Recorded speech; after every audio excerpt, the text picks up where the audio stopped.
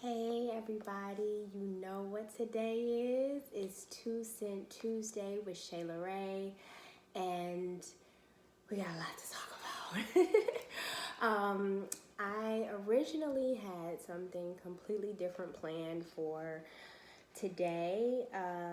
However, in lieu of the devastating news that we all received on Sunday about the late great legend Kobe Bryant, I felt it was apropos for me to kind of touch on this topic. Um, if you guys are anything like me, it has been a rough couple of days. It has been extremely challenging to process this, and it brings up the topic for me of death. And I just want to kind of explore my thoughts around it. Every single death that we experience, whether we knew the person or didn't, or it's a situation like Kobe where he's just super famous and has really touched everyone, it impacts us. Death is the one thing that makes every single person human, right? It's not divided by gender, it's not divided by race. It's something that touches every single person. But particularly with this situation with Kobe, and I don't want to neglect the fact of the 7 others besides him and his daughter that were also tragically killed in this crash. But something about losing this legend felt a little different. And I was trying to talk to myself and ask myself, why is this hitting me so hard? Literally, when I got the text on my phone, my whole body got hot. I think my internet crashed for a minute because I'm sure everybody in the world was searching at the exact same time, because it wasn't even on all of the news outlets at this point. It was only TMZ, I believe, that had reported on it. And of course, you got to fact check. And we all were hoping that this was just a rumor, that it just wasn't true. And to find out not only that it was true, but that his daughter was on the plane or the helicopter as well, and 7 others who lost their lives, it's just been very, very challenging. So it hit hard for me, one, because it was unexpected. And any unexpected death in our life is going to be super challenging to process. It's one thing when you know somebody and you know that they're ill. It doesn't take away from the pain of their death, but you're able to mentally prepare for that happening to that person. And it's a lot different when it's a situation like this where it's sudden, it's unexpected. And honestly, I kept playing it in my mind. This man woke up that morning, and I did read an article that he and his daughter both went to church before he got on the plane, thinking that it's a regular day. You have to understand, Kobe took helicopters probably like we take cars. So it's just a regular day. This is a normal day in the life of Kobe Bryant. And to know that he lost his life and had no idea waking up that morning, it hits you so hard. I think another thing that made this story particularly tragic or hit us really extra hard was obviously the fact that it was a tragic situation. How people die, it plays a role as well. I mean, we would all love to believe we're going to be old in our bed and fall asleep and pass away that way. But just thinking in my head, what happened on that plane? How scared was he and the others on that plane, knowing that it's spiraling out of control and this is their death? You know, I read an article today, they were still picking up the remains. This was a very, very hard-hitting crash that spread the helicopter all, in all different directions. So the tragedy behind this story, our pain for Vanessa, really makes this hit extra hard. And the other family, I mean, not to take away, one man lost his wife. It was other kids on that helicopter. I keep saying plane, on that helicopter.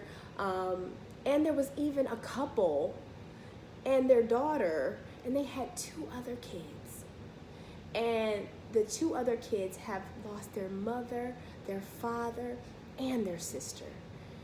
We have to pray, seriously, because this is just hard for us, and we're not even involved, but our hearts are just bleeding. I think another reason why this situation hits us really hard is we have a thought of what,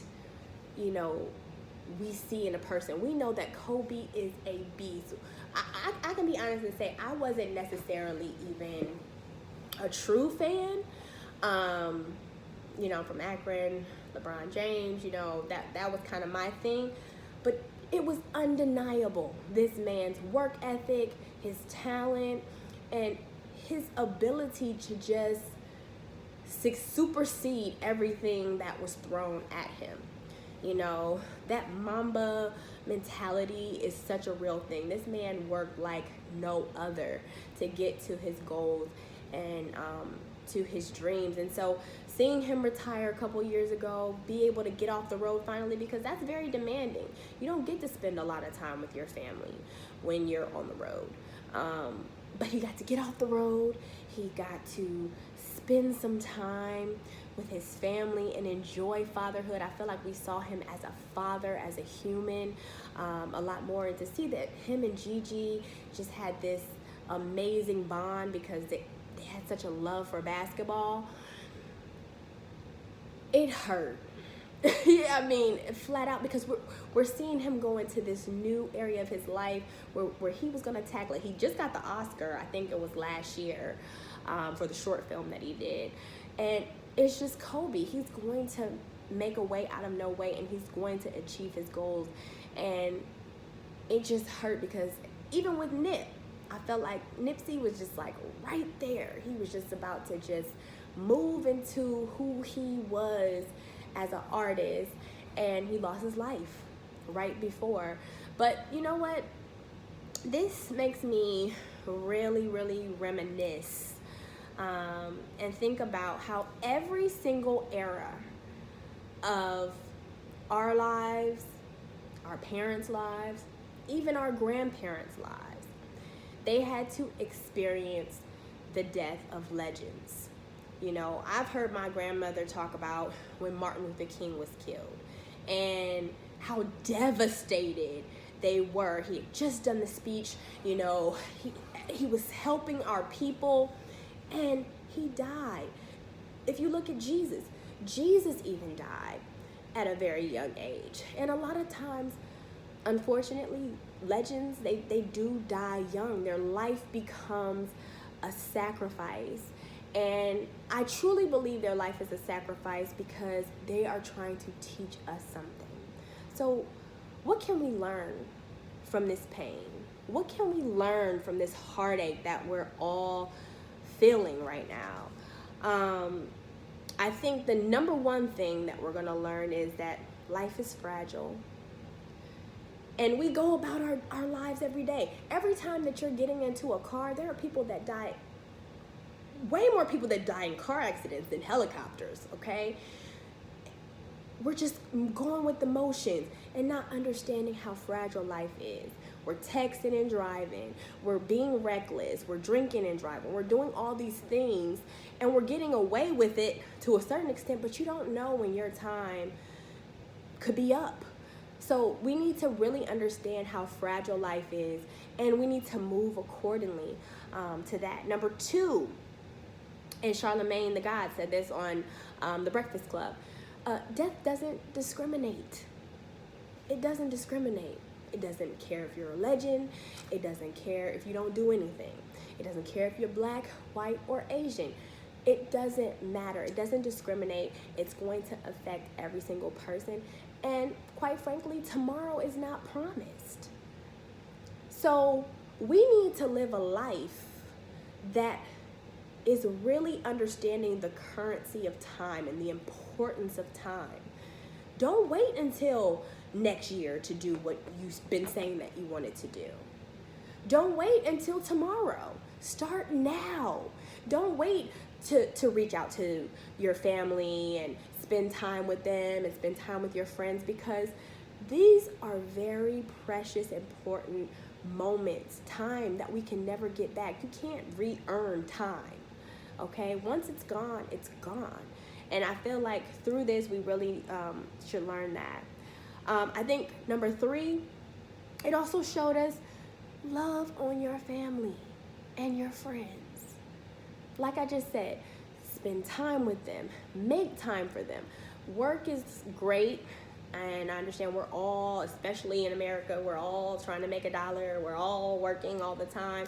But sometimes you have to disconnect yourself, and sometimes you have to actually just be with your loved ones.